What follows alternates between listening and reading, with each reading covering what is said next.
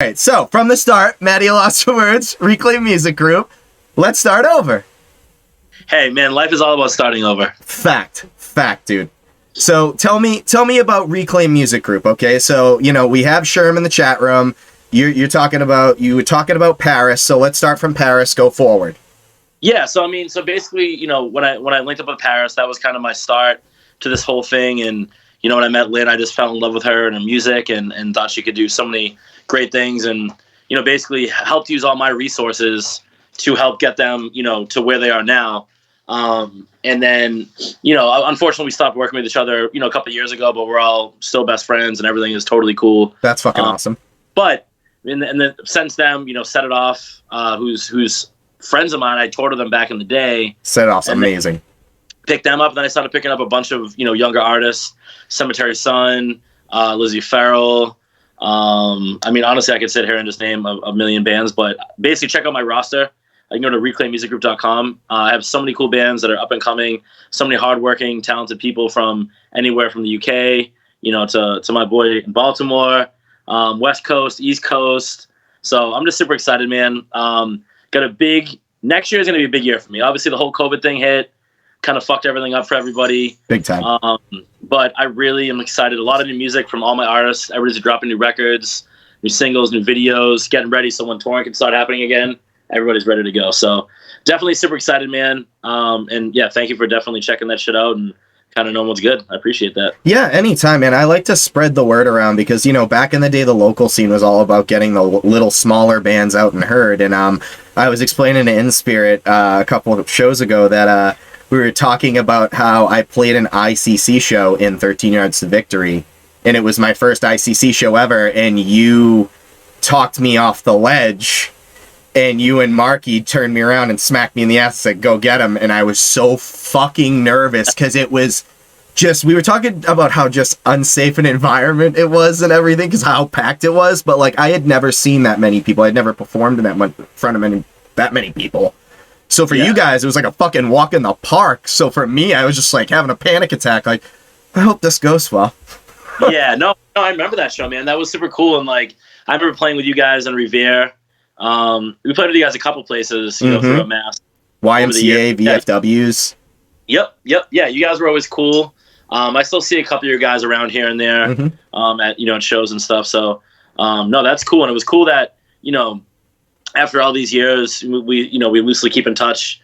And it's cool that you're doing this Twitch thing and brought me on and still wearing that damn Peter Pan shirt, bro. That's old school. Dude, my wife was so stoked when she seen the shirt. She was like, can I steal it after you wear it to impress him because you held on to it this long? And I was like, no, it's like a friendship thing. Like, this was fucking back in the day, we supported each other. And like, to hold on to it, it's like a piece of history for even for this show, for doing it, because I wanted to learn the ins and outs and what you did. Like, how did you start? That's really where we start the show most of the time, is where did you start? I guess like when I was growing up, I was very big into like R&B. So someone that my mom had worked with was in a group called Shy. Okay. Remember the song "And If I Ever"? Yeah, so that was an old Boston R&B song, but he kind of got me into like R&B music and like Jam 94.5. And I was like in second or third grade. So that's like, I started like hearing all these songs and really starting to like sing along to them. And like, I really like, I had just like my soul connected to it. You know what I'm saying? Mm-hmm. Like that's why I love like soul singing R&B, like the old Motown stuff, hence why we did the Motown record, etc. But, so I started off all with R&B. And then as time went on, around junior high, all these kids were like skating to my school. And I was kind of like, yo, these dudes, like, this is cool. Like, I want to skate and like kick it with these dudes. So I worked at a pizza shop and met some of the kids that were like, the cool dudes that were skating. Mm-hmm. And they were kind of like, yo, check out our music, bro. Like, you're always listening to the same like R&B shit. Like, check out, Propaganda and Bad Religion and Saves the Day and Newfound Glory and Movie Life, da-da-da.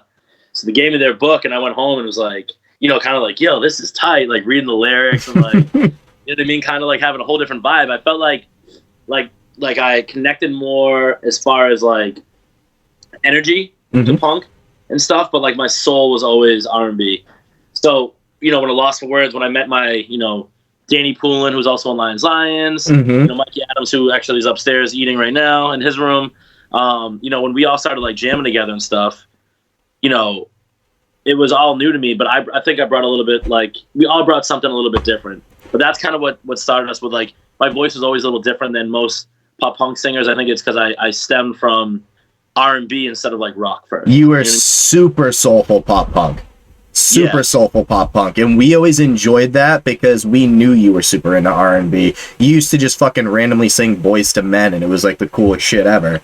So it was, like, cool to hear that amongst the group. Because I always say to people, like, talking to In Spirit and being like, if you hear dogs growling in the background, it's just my two dogs fighting with each other and having fun because it's 7:43 and it's, like, the bewitching fucking hour. You know what I mean? Like, two pit bulls just being like, all right, 7:45 is a good time to break shit. Yeah, But it was, like, listening to people like In Spirit, and you talk to them, and their biggest influence isn't a metalcore band. It's people from back in the day, or listening to the new Narrowcast with Joe B from Transit and Matt Morin, from 80. That's so good. That shit is gonna explode. And if people haven't listened to it yet, Lily Rose Surprise, who's in chat, King Sherm, listen to Narrowcast because it's fucking eye-opening. I mean, everything Joey B touches and Matt Morin touches, it's fucking gold. And, like, hearing John Nolan's wife sing on a track, I mean, that woman has an unbelievable fucking voice. Yeah. I love it. Yeah, it was cool. Actually, I was in North Carolina and I stayed with him and his wife, I think 3 years ago. Mm-hmm. And it was awesome. And he was showing me some of those tracks, a while ago. So man. I know he's been working on it for a while, and he's been putting a lot of work in. And Joe B is just such a real ass dude who's just like such a solid guy. I've toured with him obviously so many times with the Lost Boys in Transit, and I'm just so proud of him, man. We've been through hell and back together, and I'm just very proud of him. So everybody definitely peep Joe B's new project for sure. Pretty awesome. That it's still awesome to hear support. It's not like the old school days where it's like you're at a local show and you're like, this.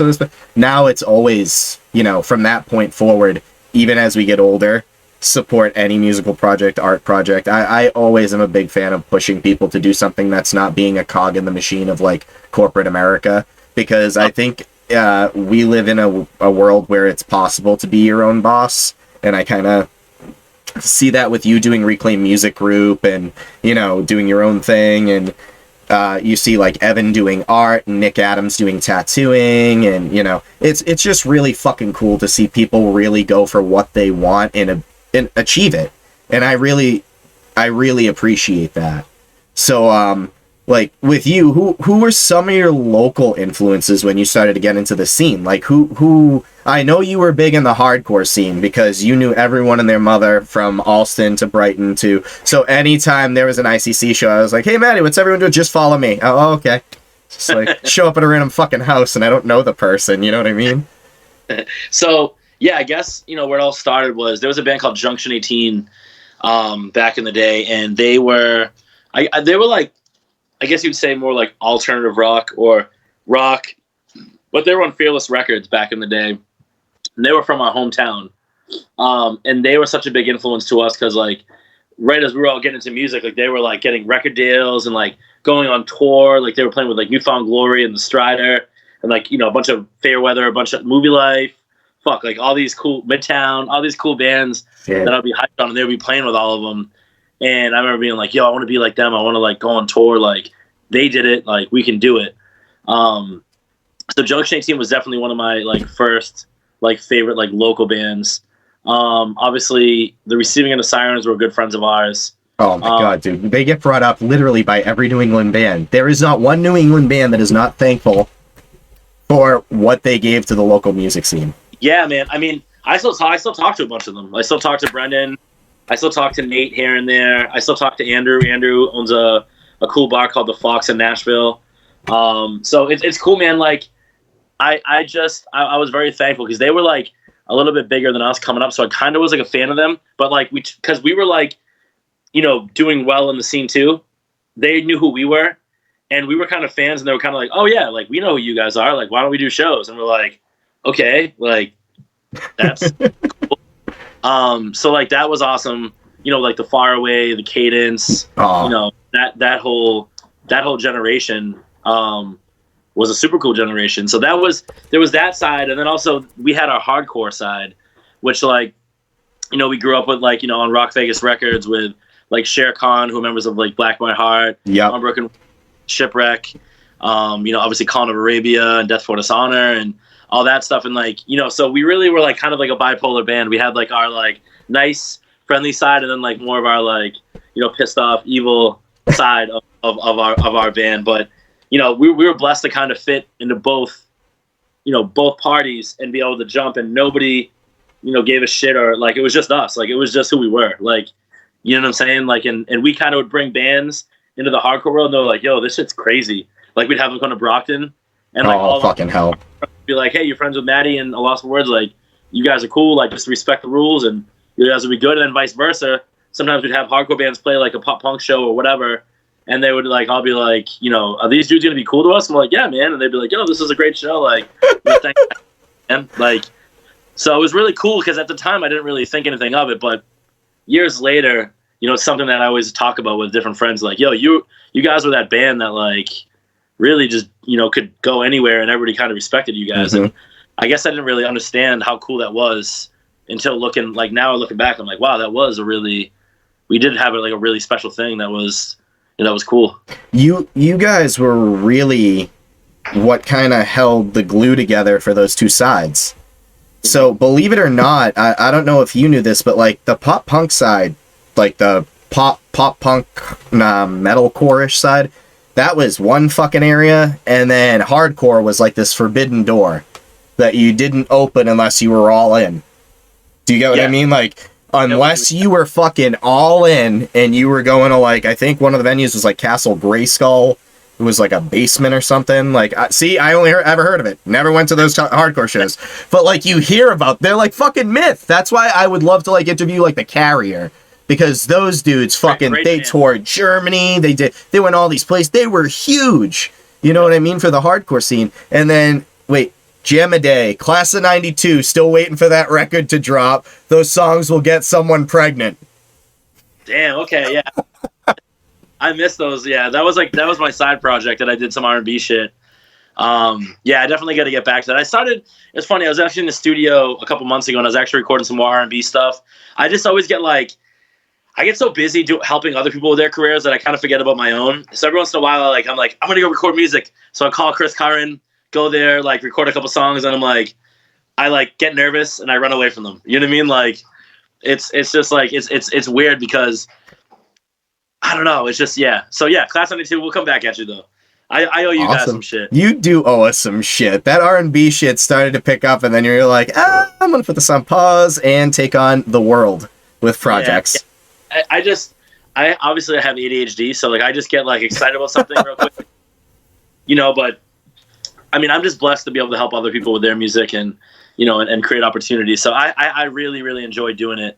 And obviously it's what puts food on my table as well.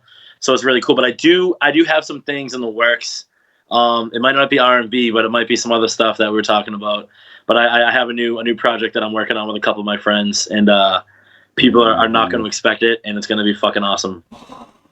And it's going to talk about a lot of my frustration with politics and policing, and you know, just lots of things that are wrong with our system. And kind of let out a side of myself that's always been there, that we've been vocal about certain things in the songs of The Lost for Words, but this project's definitely gonna, it's gonna turn some heads for sure.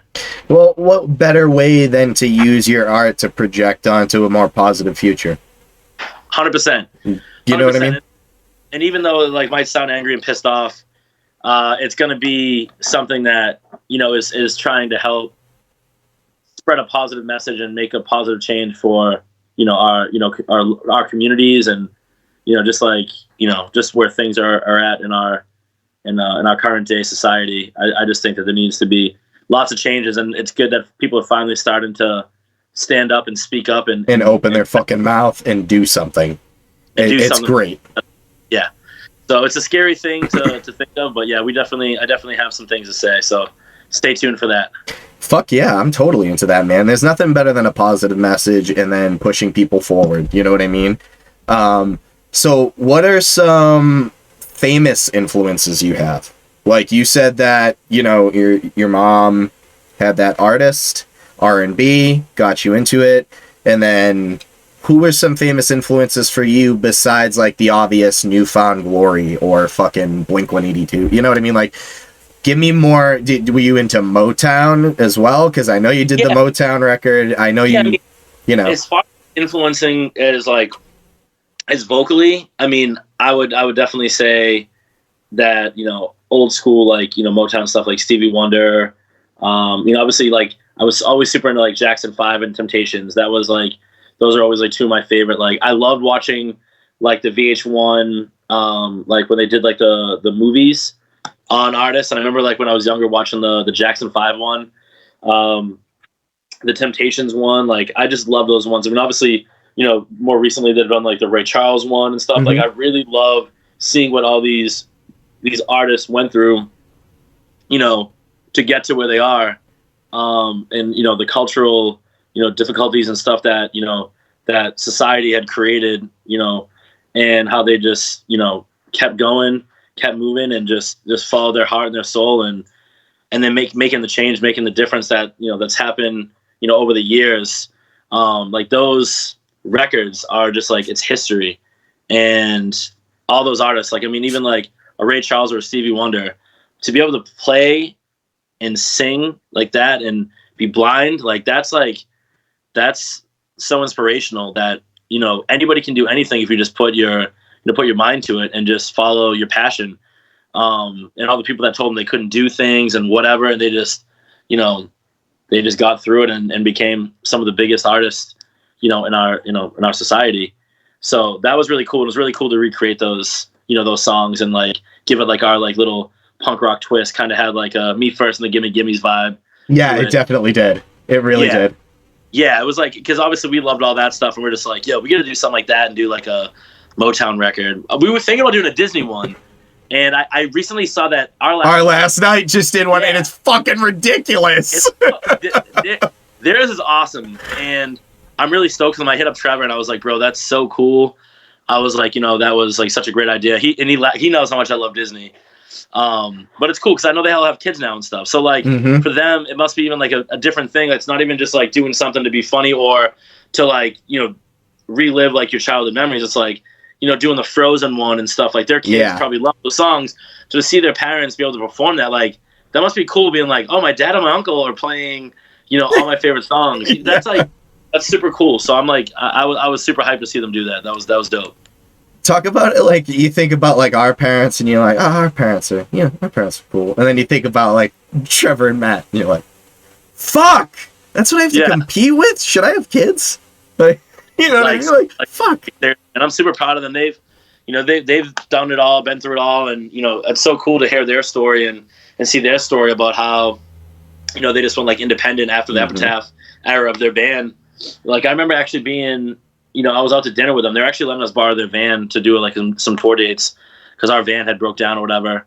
And I remember like we were like at like a fucking 99 or something, and I stayed at their house in New Hampshire. But you know, we just kicked it and like talked, and they're like, I don't even know like if we're gonna do this anymore or like whatever. This is years ago. This is like 10 plus years ago. Get the fuck out of here. Yeah, and they were just like, we don't know like what to do. Like, we're just at a crossroads, and all of a sudden they just started doing those covers, and just everything just fucking, it just smacked. Like, I'm just so proud of them and that they stood with it. And look at, like, they're bigger than they ever have been. Like, the covers that they've done, like, they just did Astronaut in the Ocean, and it broke like 1 million fucking listens in like 24 hours. Like, the crazy part is I know you remember this too. Trevor was fucking 13. Yep. When we were all playing local shows. That was the big talk of the town. Remember, like, yo, that kid is fucking, you know, so young, and they got the record deal with Epitaph. Yeah. He's gonna get homeschooled. Like, everybody was like, you know, because we're all young, and they're like, it was so cool that, you know, that they just fucking went out and just did it, man. And, you know, those, I mean, Trevor specific, I mean, he's lived a life that most people that came from the scene never did. Like, No one's getting a record deal when they were 13. And that style of music, no fucking way. Like maybe Caleb from Beartooth, when he was in Attack Attack. Oh yeah. He was young. I don't know how young, but like not 13. Other than that, I don't really know many kids that like left school. Like I think Haley from Paramore maybe. There might have been a couple, but like I don't really remember many people like did he even go to high school? Like I don't even know. I don't think he did. Well, maybe eventually they'll come on. I mean, I've talked to Matt and like when I messaged them, Matt literally just started the Disney project where they were releasing like a fucking song every couple days. Yeah. So I caught him at a bad time. So hopefully I can catch them and we can just talk about like everything from start to finish. But like, I'm really proud of them in the fact that they came from such a small town in New Hampshire, and now like they're their own boss. They got to do they're fucking playing the game they want to play, and that's their thing. And it's really cool to see them do covers, to see them do the Disney project. You know what I mean? No, it's cool, man. I mean, obviously, like you said, I'm so proud of so many people, from our scene and our community. Like, there's anybody who's out there just trying to do something and just like do stuff they're passionate about, man. Life's too short to not, even if you have to work another job to support your hobby, whatever you have to do, like, just at least do something. Like, I'm sure you even doing this, I'm sure you're having fun and you're building your like your group and your community and stuff. Like, that's cool, man. Like, I love to see that you're still out there, being active, and it's cool that even you hit me up, to jump on and kick it and chat for a little bit. Like, I think it's super dope, man. So I'm proud of you too. Thanks, buddy. I really appreciate that. And I love the fact that you're doing music still and you're doing another project and you're going to keep going forward. What are some more famous influences that people wouldn't really think that are kind of up your, your shirt says Connecticut Brotherhood and it also screams a hate breed type. Yeah, has a hate breed rip. It's actually, for one of my friends in Connecticut, his mom was diagnosed with cancer, so he did like a that's like fucking awesome. And you did a fundraiser? Yeah, like a fundraiser. So I supported the homie, and it's a dope ass dude. So just wanted to support. But yeah, it's obviously the hate breed ripoff. So that's fucking awesome, though. I'm trying to think of like who I would say are like influences to me. I mean, I guess like. Fuck, I honestly, that's such a hard question that I'm like, you kind of stumped me. I can't even I honestly, right now off the top of my head, I can't even think of anybody other than like the normal, like, pop punk and hardcore artist. Dude, you stumped me. I have nothing for you. Okay. So here, how about this album progression? What were the influences for the albums? I mean, so when we first started, I was definitely more of like a Get Up Kids, like Alkaline Trio, Newfound Glory, Saves the Day, influence from the very, very beginning. And then I had a little bit of a phase where like I was more of like a Thrice, like Poison the Well. I was getting more into like kind of faster, heavier stuff, if you will. And then Angstier. Yeah, angstier, and I kind of got more, and it didn't show in my vocal performance, but it showed more in my live stage performance. But when I got way more heavier into like hardcore, like my later years of high school, just graduate high school, with like all like the, and I got into a lot of the old school stuff too from my older friends that were in the hardcore, but like Gorilla Biscuits and In My Eyes, Madball, just all that, anything like in that realm. So. Got really like super into that. I was a big fan of Acceptance. Was one of my biggest influences back in the day. Really? Yeah, Acceptance. We actually had the singer sing on our final record, which was really dope. To have him on it, we had Andrew from Comeback Kid sing on that record. Yeah, we definitely got some of like the people that we like really, because a lot of these people we became friends with. So it's really weird being fans of somebody. Like, same with, like, even, like, Chad from Newfound. Stuff like that is crazy. Like, when you are a fan and look up to these people and inspired by these people, and then you start being around them, and then you become friends with them, and it's like, man, like, that's cool. Like, you're just a normal dude, but they're, they're fucking cool. And that's why, like, for me, our band was never, like, we didn't get big or anything, but that's why anybody ever wanted to talk to me or, like, asked me a question, like I was always like super thrilled that someone wanted to take the time to ask me a question. You know what I mean? Like, Yeah. that was always like super dope to me. And by all means, we never were like anything big, but you know, I thought it was cool, like especially in the local scene where people would just be excited and like, yo, can I get a picture? Or yo, can what was this? Whatever. And I'd love to take the time and be like, man, even if I only have 10 kids that think this way about me, I want to make sure they think, and they can ask anything they want, and I can hopefully inspire them to, to go do something cool, just the way that, Chad from Newfound or Vinny from the Movie Life did for me when I would go up to them and ask them questions. You know what I'm saying? So like, I always tried to like make sure that I held it down for anybody that was, out there trying to figure out, their path of life, I thought it was really fucking funny the other day when you're at Disney and you just run into Chad and they're playing a show down there, and I'm like, God damn it, of course, he runs into Newfound Glory down in Florida and they're gonna play a show. Yeah, no, it was cool. It was my girlfriend's birthday, so we were down down at Disney. She was like, and she had driven cross country with me a while ago, and she met Chad. We went and got dinner with him when we drove through Tennessee. She was like, I think Chad from Newfound is actually here now. So I hit him up and he's like, yo, bro, come meet up. So we linked up with him, and then Derek from State Champs was there, so we went to Epcot with him. Oh, fuck yeah. Yeah, so it was a nice little it's always fun running into friends, when everybody's on vacations, but like it's unplanned, Yeah, exactly. And it's such a small world. You realize it's such a small world. It is. You know what I mean? Because knowing you, a guy from Alston, Brighton area, played shows in the Alston, Brighton area, where lives more South Shore, knowing you and then being like 13 years old and being like, oh, I really like this pop punk band Newfound Glory, and then we grow up and you're like, so I was at Disney with Chad from NFG, and it's like, excuse me? Huh? Yeah. That's nonchalant. But as you get older, you realize they're just people that have made it to this point where they're, I don't want to say idolized, but they're like, it's sort of like an idolized, but it's more like you're looking up to these people, and then all of a sudden you realize like, oh fuck, I can get to that point if I have the passion that they have and I have the fire in my fucking belly they do, I can get to that point. I just gotta figure out how. So that's another point of this show, is being like, hey, you got to this point. I know there's no local scene right now. Like, I haven't heard anything. I'm 33 years old. I'm sure there's something. But it's like, what are people doing now to help each other network and shit? Like, I sound like a fucking boomer saying that, which is awful, but like... No, it's funny, because anytime I'm with, like, the old homies, like, I and maybe after COVID I'll see it more, but, we used to have, like, VFW halls and, have, like, just, like, little shitty bars that we'd find or whatever to do shows on our own, you know what I mean? Mm-hmm. I just wonder if there's other bands out there that are building communities. I just don't hear about it as much, but obviously we might just be out of touch. But I don't know if these younger kids are doing what we did and like, yo, I'm gonna go fucking talk to the VFW down the road and be like, yo, I'm booking a fucking show. I'm gonna message a couple people, try to get them to play. You get one good band, pay them, $1,000 or whatever, and then 400 kids pop in. You know what I mean? Like, yeah.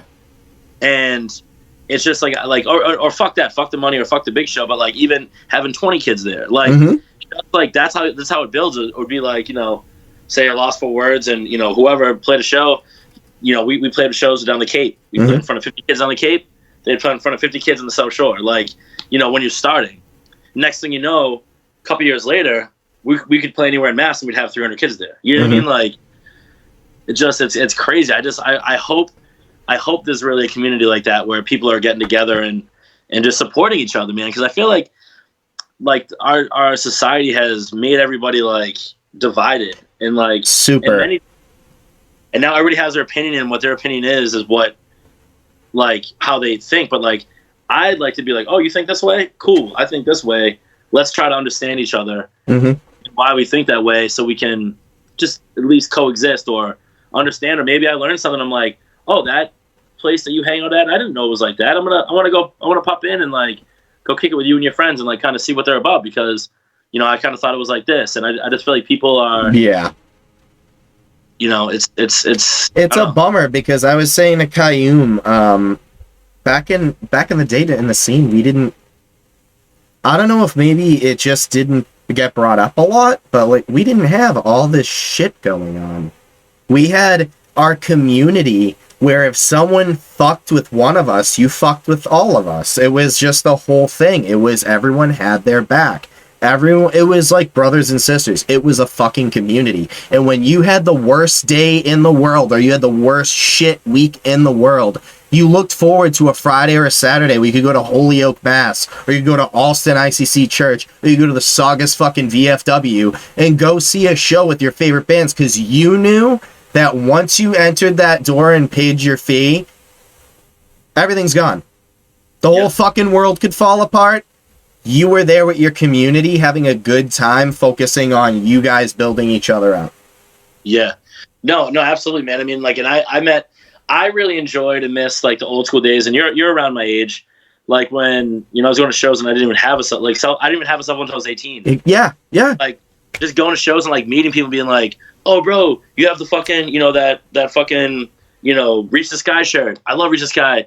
Are you going to go to the show next weekend? I'm going to be there, man. We should try to link up and grab pizza before the show, because you only had like 2 or 3 friends, and then, 2 or 3 friends turn into this, and then next thing you know, you're at your like 10th show, and everyone's there. And I was just saying to someone recently too, I was like, do you know how hard it was being an ugly guy trying to talk to a cute scene girl at a show? It was misery. And now you can sign up to see their asshole. Like, come on. Yo, facts. Yo, like, we didn't have cell phones, but we couldn't even do that shit either. Like, come on. Yeah. Yo, it's definitely a whole different game now, and I'm definitely glad that I grew up in the generation that I did, man. You and me both, man. You and me both, because I appreciated each and every day that the same people that I interacted with are still the same people, and they've grown and prospered. But they're still the same people at their core. Like, I can still joke with them or message them. Like, like someone like Joe Brock. Like, Joe Brock is an unbelievable person, and he's in the military, and he's doing his part, and he's, fucking out there spreading a good word, and he's just a good person. And then, like Brandon Davis, he's like fucking MacGyver. I was explaining that to In Spirit. Like, he does like those vans, and then like he can skateboard, and he's in a he's a trick of trades, bro. Brandon Davis is a trick of all trades, and like even like back in the day, he was such a good friend to me and to this band. Like, obviously met him through Therefore I Am, and then he was in Vanna, obviously Lions. We did multiple tours with Lions, and he filled in for my band when we needed someone to fill in. He even someone was like, I got you, no problem. We still support each other. He's still going to the same studio with Chris Karin, which I love to see him staying, with Chris. Chris is one of the best producers and most underrated producers out there. So I'd actually like to talk to Chris, because Chris has recorded so many different people, and he just achieves the sound that band's looking to achieve. Like, I feel like everybody has their own sound, and sometimes people will go to a producer and you're like, oh, that's this studio, because the kick drum sounds like a fucking parquet floor every time they hit it. You know what I mean? So with him, I feel like he captures the sound that you're looking for. Am I right? He did the Motown cover record to the In Spirit record. Like, you know what I mean? It's just 2 totally different sounds, but he can do R&B, he can do hip hop, he can do hardcore. Like, that dude that's my guy, man. I mean, anybody in Massachusetts that's listening to this or whatever, that's that's your guy. Make sure you tune in with him, man. That's the guy that can make you make your dream come to life. And we'll definitely be sure to link Chris Karin in the show before the end of it, so that this way we can get you guys to go over there and maybe check out some of the projects he's working on and follow him, okay?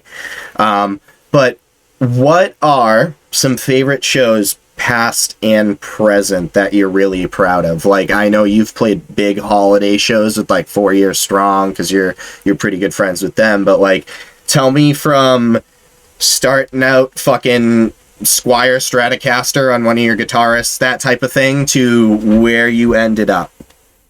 Yeah, I mean, I think the best shows, and I'll break it like from like the very, very start to whatever. I think the first cool show was actually our first show ever. We did it was the last day of school, and we did it in my friend's backyard, and his dad was building a garage, and a shed.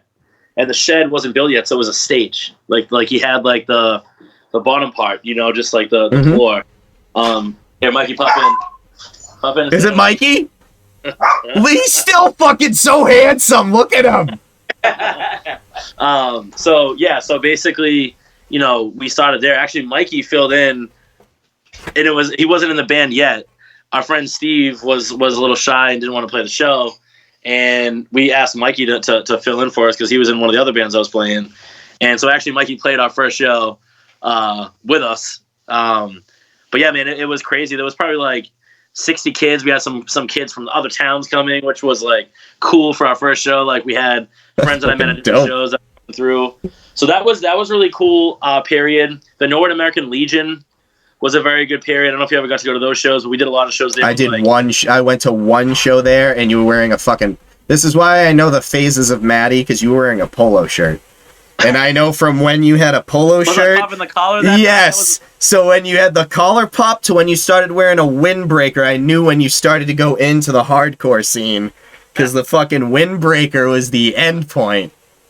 Yeah. And then, the rock breaker. Never changed. But, no. So North American Legion was dope, and that was like the, like I said earlier, like the Receiving the Sirens, the Cadence, Far Away, that whole era. And then we went into the Brockton era where like we were in the hood playing some shows, some of the best fucking shows, some of the best nights of my life at Romans, Tigers Den, Lions Den, whatever generation you grew up in. But Tigers Den was a huge hardcore venue. Solid shows there, man. We had the best times, best memories. That was probably my favorite era of A Lost for Words, those shows. And then obviously from there, went to the ICC, the QVCC. Obviously the ICC is so much history. I went to so many shows there as a fan. And that was cool. And then from there, we went to the next grade up, which was like the Palladium. And like, we were playing a lot of shows there, which was obviously that was where we dreamed of as kids. That's where we went to our shows. So to, play, we sold up the upstairs, and then eventually we sold up the downstairs for our last show. That was my favorite show of all time. I mean, the picture at the end with all the members, we had all different members from different chapters of the band on play, and we had Lynn sing a song with us. Joe B from Transit did a song with us, and that picture of us on the stage is just like, it's just that's fire. That's a memory to me. And then when we did our like reunion shows, that was really cool. We played Sinclair. We sold out 2 nights in a row. I remember that. And it was just cool just to kind of see all the different people. Some people traveled in, and just cool to see all the different homies from different cities and states, and come through and kick it with us. It was just great, man. So yeah, that's a little quick, a little quick time hop. But yeah, man. I mean, obviously there was so many different shows in different countries. Japan, going to Japan was something that I can't even describe. That was our first time ever leaving the country, and we were still unsigned then. With our boy Mizuki from Ice Grills. Shout out to Ice Grills. Everybody check out Ice Grills. Support Ice Grills. They do, Story So Far, Man Overboard, State Champs, etc.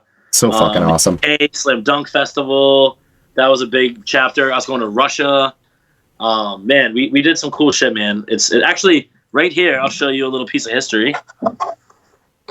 This one of our friends made this for us in Japan on our last tour. That's fucking awesome, dude. And that's so cool that you kept it, man. That's like Japan tour, 2015. Yeah, it's dope. She's like a woodbird. Lance Internicola is in the chat, and he said, "Popped collars with a Bane hoodie won me best dressed in high school." Hey, we were all confused youth, man. We all of us had a Bane hoodie, and all of us popped our collar at one point. Oh yeah. Oh, but the thing is is Lance was a big fan of the 2 collars, and we were like, "You look like a fucking Ken doll." Yeah, you look like a fucking Ken doll, and you're gonna wear 2 collars. Hey, I didn't do the 2 collars, but I respect it, and I appreciate that. So Lance, I'm glad you won best dressed, man. That's iconic shit right there. He is an icon. So, tell me more about the international shows. I mean, being fucking unsigned in Japan, playing in Russia. Like, tell me more about that. What was the vibe like over in different parts of the world, man? Because over here, pop punk's just a bunch of fucking sad boys or hardcore kids that are like, yeah, I really like Fall Out Boy. So we always were very like tied in with the hardcore community, and so when we played Russia, we were touring with all hardcore bands. So like we were the only pop punk band on those shows, and we were traveling on trains, and like there was fights, and there was like it was fucking wild. Like we got in like some fight with like some like white power dudes at some show. Jesus Christ. That was fucking wild. The kids at the shows were awesome. We sold out of merch at the beginning of the show. Like they went fucking nuts. Like they ripped me off stage and circle pitted with me. There's like videos if you type up A Loss for Words Moscow, check it out. You'll see my favorite video of us ever. The whole crowd rushes the stage and starts singing Stamp of Approval with us. That was crazy. Japan is one of my favorite places ever.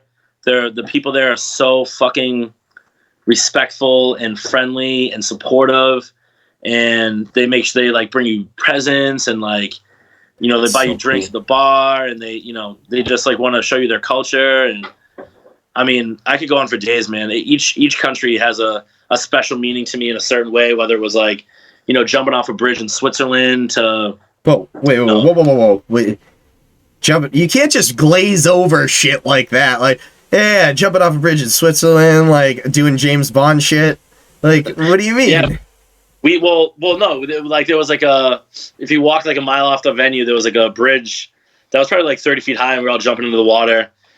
So we just like us, it was like us, state champs, and Rome, and we went down to the bridge, and we were all just like, we had our GoPro and fucking just hung it on the bridge, and we all jumped up time. And that's fucking awesome, man. It was, and yeah, just so many cool memories. My biggest regret is not keeping a journal. I wish I could have kept a journal to remember all of it, because obviously a lot of, I mean, you know, I definitely am someone who likes to go and have fun and you know, see every city and meet and shake every hand that I possibly can, and you know, get to live, you know, the experience, the nightlife. And then I'd be the first one up. Like I just loved to I loved exploring, you know. So that was my thing. But yeah, man, I have no regrets. We fucking, you know, we started it. Not ever thinking we'd leave the South Shore. Never thought we'd leave Boston. Never thought we'd leave Massachusetts. Never thought we'd leave the U.S. You know what I mean? So it was a great ride.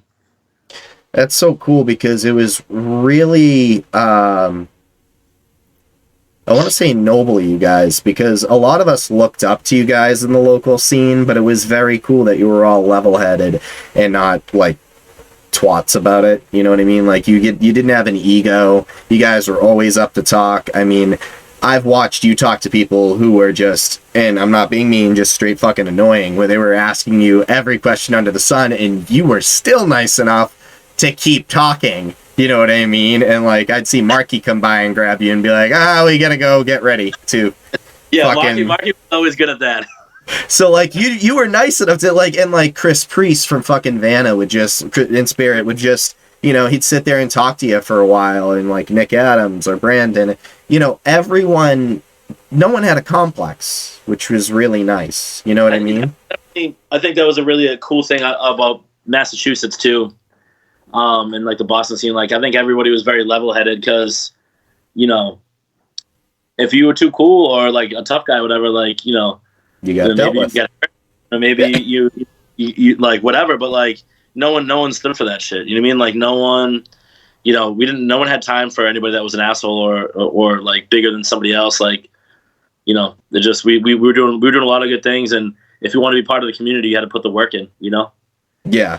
And it was more than just showing up, it was showing that you cared too. So if there was a fundraiser or an event, you went out of your way to do something, or at least, you know, you're a high school kid, you got a couple bucks in your pocket, and you're like, I got like $3, you know, give it towards whatever, you know, fund was going towards. Because we didn't have GoFundMe. We didn't have that shit back then. So back then it was all about word of mouth. I remember that horrible event with Riker. Gordon Riker. That came out of fucking nowhere. And the whole community was devastated. You know what I mean? And what happened? That was one of the best TV shows ever. So tell me more about that. Tell me more about that phase of, because that was kind of a huge blow to the local scene. Because then his younger brother took over, and you know, it kind of. Yeah. Gordon was just a really cool dude. He had a cool clothing company. Was just kind of like the dude in Austin that, you know, that would help with the ICC shows, and like just always was there. for everybody, and kicked it a lot with, especially like the Vanna, Therefore I Am guys, obviously us as well, but most like that, though that was their like little crew. Mm-hmm. And, an unfortunate event happened, and it was just really powerful to see how big the local scene, came together to put on that, that show at the ICC. And I mean, it was like fucking 800 people packed in that room. I mean, It was a wild thing. And, obviously to give that, money to his family to help with, all the unfortunate things that come along with, losing a loved one. Yeah, losing a loved one. So it was, it was just cool to see everybody singing at the top of their lungs, and it was like when people were like, it like those shows, like the energy in the room, it like, obviously shows are always fun, but like when you're actually there for like a cause, and like, it's not going in the band's pocket, it's not doing this. Everybody's doing it because like they're like us on stage are putting our work in the same as you're putting, the work, and it's not like anybody's going home with the money. Like that's what, like those benefit shows and stuff. A different vibe. It's like we lost someone. Let's like let this person. We know they're here. Their spirit is here. Let's fucking give them like a farewell. Like that's what it is. It's like let's let their name go down like in fucking in history. And like all the benefit shows. We did one for my friend Michael Gabriel and Poopa. Mm-hmm. All these different ones, but I just remember like it just like there was a certain song, or you saw their parents or something just fucking hits a nerve, and you just go extra fucking hard, like, you know what I mean, just to like show, their family who may go to support, mm-hmm. and not understand where they came from. Like, oh, they came from that. What was that? Like, that's like where he was hanging out with these people. Like, this is insane, because people like, you know what I'm saying? Like, we have like such a big community of friends. Like, even mm-hmm. if you don't know somebody, they're still your friend because they're from the same, the same community. So yeah, that was always really a really powerful thing, was those benefits, and if someone was sick or whatever. Like, I always felt those benefit shows were your guys' way of giving like almost like a Viking funeral send off. You know what I mean? Like that fucking flaming arrow that you send out into the boat when they're on the water. Like, you guys always showed the utmost respect for the people that supported you or that were your friends. And I think, like you said, and we said at the beginning, like the community aspect, that's what we need again. That's the kind of the focal point of the podcast as well. Like, get the local scene to show up again, or get it going again. Get music to come to the state of New Hampshire, because I'm tired of it being a fucking state that's looked over every tour. I'm sick of going to the Palladium, okay? I live in the middle of nowhere. The least you could do is fucking use a venue up here. It'd be real nice. I'm sure people would pay to come. I'm sure there's enough people that live up here. It's not like it's fucking Alaska. You know what I mean? Like, I can understand the travel mechanism for Alaska. For New Hampshire, though, every time it gets skipped over for a tour or something, it's so aggravating, because Boston sells out so fast, and those bands could make even more money on merch and on fucking being at that show, getting an extra day to do a show and then maybe an extra day off or something. But like, think about it. New England's a beautiful place to look at too. Maybe these bands want to go around and see small businesses. Maybe they want to get tattooed by one of our fucking friends who's probably famous for tattooing. Why don't they want to go see, you know what I mean? Like, I feel like there needs to be more small business networking, especially with this pandemic fucking everyone over, especially small businesses. Some way that we can get the clock and the gears turning, you know what I mean? So Dave Portnoy is doing what he can with Barstool Sports, yeah, but like, New England needs something, and everyone else needs something. And if maybe this can spark the interest for someone else to interview their local community, which has that 7 degrees to Kevin Bacon effect, where Chad from Newfound Glory, or Kayum knows, someone from another band, or, Brandon knows someone from another band. It's networking. It's utilizing everybody's ability to keep this community going. You know what I mean? And I feel like if we don't keep this piece of history alive, people will forget it. And It's not something I want to forget. I mean, even if I develop Alzheimer's, God forbid, I don't want to forget a fucking Alston ICC show of getting kicked in the face and smelling like 30 different people by the time I leave. You know? Exactly. I hope post-pandemic that, things can come back, and like people aren't afraid of when you jump on someone or like run into someone, and I hope we can get that community back, because I mean, I jumped on so many people like flipping off the stage or just jumping on someone's shoulders and just like, it's part of or someone doing it to me, whatever, jumping off my back or jumping onto me, like, it's like it's a thing where no one's too cool, no one's bigger than the other person, everybody's equal, we're all just people, like grabbing someone, putting your hand around someone to sing along, like I miss those times. Like I made friends from just like you see someone singing along, you just like your energy and just like you just start singing along and you start laughing at each other, like you're like, you know what I mean? Like that shit was great. Like I made so many friends. Like the shit was crazy. I really hope that I can come back to that. It's like the coolest shit to hear, like sounds coming out of mouths can bring people together. Like these sounds that we really enjoy coming out of people's mouths. Seriously. We can start mimicking them and we're like, oh, you like this part of the song too? Yeah. Oh yeah. Well, you want to get a drink after? Like, let's see. Oh, your beer's on me. Like, I don't even know this person. We just hanging out because we like the same band. You know what I mean? Like this, I mean, there's times now even like when there's an older band playing to see somebody like, dude, you were that kid that always used to fucking like be drunk and like, oh yeah, that was it. You know what I mean? Like, or whatever, whatever the story is, or like, you remember that time, like you fucking, I slipped and you held me up, man. I remember you like, yo, here's a, like, you know what I mean? Like, there's just so many little weird things you just remember, like, because it's like, it's almost like high school, but like not like a cool high school where like no one sucked. That not everybody sucked. You know what I mean? Like, there's still people sucked at shows, but not even close as many. But there's just always those memories, or like someone forgot their cell phone and you let them borrow their phone to call their parents for a ride, or whatever the fuck. Whatever the hell the situation was, or someone, needed to get money to get home. Like everybody always had each other's back.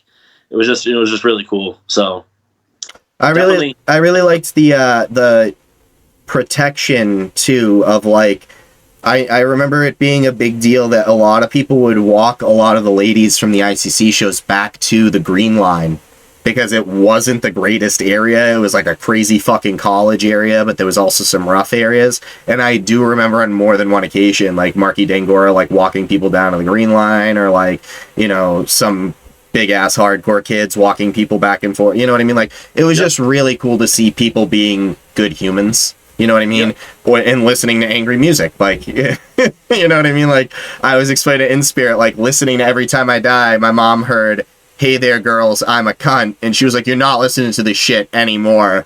And I'm like, it's not like this at a local show. And then she's seen me perform once, and she's seen the local people at the show, and she was like, "Oh, you guys you're not doing anything bad." She didn't know what was going on in the parking lot, like when cans would fall out of fucking vans and everyone was underage, but like, she didn't see that shit, but she was like, everyone's real friendly. Yeah, no, it's cool, man. I mean, like, it's definitely hard for people to grasp what's actually happening, but I think once you see it firsthand, like, it changes your life. You know what I mean? So hopefully a lot of these younger kids keep getting into it, and hopefully, it just, people just keep looking out for each other and weed out the shitheads that might try to come here and there. But I mean, overall, it's a great, safe community to be part of, And it really helps you grow as a person, because you might not like a style of music, but you grow to appreciate it, because you're like, oh, he's really fucking talented, and I'm not into this, but the fact that he's using a pedal to do all the chords, and now he's doing leads over it, and he's singing, and he's got a fucking MIDI drum kit over here, and like, that's cool. Like, seeing someone in their element, seeing you guys in your element. I don't know how many times people would go from hearing someone who is like this indie band that was on tour that played before you, and then you guys got on, and everyone was all sad panda, and then they're all fucking wicked happy, and they're like, fuck yeah, now we can start crowd surfing, I'm jumping off the ICC stage, someone's getting used as a step stool, like... Yep, exactly, man. No, those were the times, man. I appreciate it. So what were your biggest accomplishments? Like, what would you say the pinnacle was for Lost Words? What was your favorite high point in that band? I mean, I guess I'd have to say getting an offer to go to Japan when we were unsigned. That was one. And then I'd say probably our last show, and just to see that we sold out the downstairs, like what we truly always wanted to do.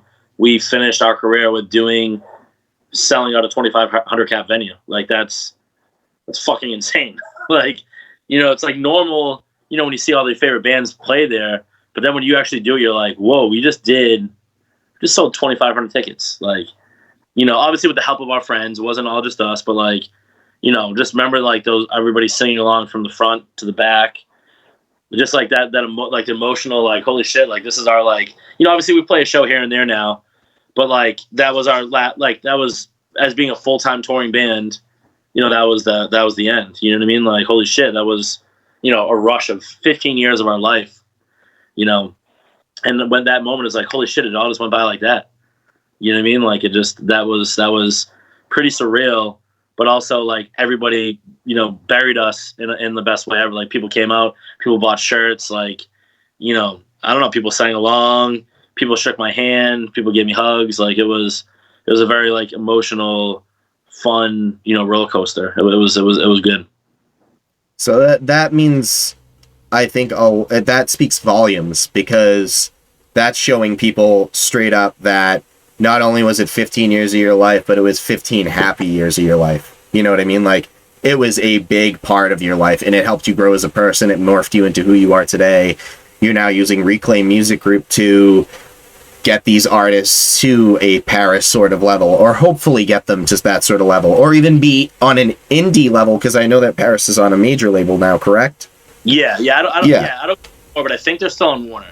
They're still on Warner. So like in Our Last Night, maybe some of these Reclaim Music Groups bands will be like that. They'll end up being to that point where they're able to be super successful, and they have someone like you guiding them to go, hey, you can just take all these avenues that you want to. You know what I mean? No, it's crazy, man. I'm just having fun. Like, I get to wake up every day, 95% of the time everything is perfect and fun. There's obviously a bad day, like any job comes with, a couple bad days. But man, I wake up, happy every day. So, that's the most important part. That is definitely the most important part. So, as we come to the end of your interview, because, I know that you're a busy man. You got the Reclaim Music Group. You got, you do the Lost Words. You did a Lost for Words. You're doing this new fucking project, which you teased at the beginning. After this, I have a call with my new project to talk about. Oh, god damn it, Matty. You gotta fucking rub it in. Jesus Christ. That's the hardcore kid in you. Just... Trust me. I'm super excited for it. I really am super excited for it. So you'll have to let me know as soon as everything's ready to be, like, put out, because we'll spam the shit out of it and things like that. Cool. But, what are some, like, small businesses that you support in your area and want to shout out? And then, along with that, what are some things that you want to plug? Songs, sites, shows, plans, release dates, any of that stuff? You can just, this is your forum, so you can go ahead and take as long as you'd like. Yeah, man. I mean, obviously, as far as, supporting local business, there's one, it's kind of not even a local business, but my Nine Eyes Kitchen, which is my friend Rona and my boy Geisel, they have like a little thing that they do with their family that basically feeds the homeless, and people like donate clothes and money. And Rona, who lives on the West Coast, and her mom and some of our friends on the East Coast, everybody cooks home cooked meals, and we hand them out to the homeless. So you can always, I always post about it. So definitely add them up, give them a follow. Donate some money, because we literally make home cooked meals to give out to the homeless. That's a really cool one to check out. But as far as like things I support, my local Thai food kitchen is called Crystal's Kitchen in Bridgewater. I love that place. I love Sub Galley for all the best subs. Fuck yeah. Or in Sub Galley, best Italian, best pickles they have. Trying to think of other local stores. I mean, that's really it. I mean, just support local food. Like, all the food I try to eat, I try my best to, to go to like a local sub shop, a local, sushi spot, a local Thai spot. So those are Red Rose Kitchen is Cambodian food in Lowell. That's my favorite Cambodian spot in Lowell. Oh, dude, you just gave me a spot to check out with my wife. Yeah. So check that out. That's my go-to with the boys out there. And then, as far as like, honestly, just check out the Reclaim Music Group, Instagram, add us up, follow all the artists. I mean, we have anything from R&B to, to rock, to alternative, to pop punk. I mean, we have a very diverse lineup: guys, girls, LGBTQ. We got everything. You know, everybody's welcome in the Reclaim Music Group family. Fuck yeah. It's a good spot. We have a good community going on, and I would love all the support from anybody who wants to, you know, get down, and whether you just listen to a song or, you know, buy a record from one of the artists or whatever, like it all helps. And no, I appreciate all the love and support for sure. Awesome, man. And I really appreciate you coming on. I really appreciate you talking about the local scene, so this way it doesn't die. It's not this myth that people talk about or say like, oh, bullshit, you knew that guy or this guy, you know what I mean? So I really appreciate you coming on. I really appreciate you taking time out of your busy schedule. I really hope you'll come back on when you start this new project, because I want you to talk about everything there is from soup to nuts. Consider it done. We'll get it going. Hopefully by midsummer we'll have it out. Fuck yeah, dude. And is it Chris that's recording it? Yep, 100%. See, so it's gonna sound fucking awesome, man. Yep. So, thank you for coming on. This has been Bands, Brews, and BS. This is Matty from Reclaim Music Group and a Loss of Words, and just saying, have a great night, everybody. Thank you, guys. Have a good one, dude. It was nice hanging out. Absolutely. Be good, homie. You good. Bye. All right. Bye.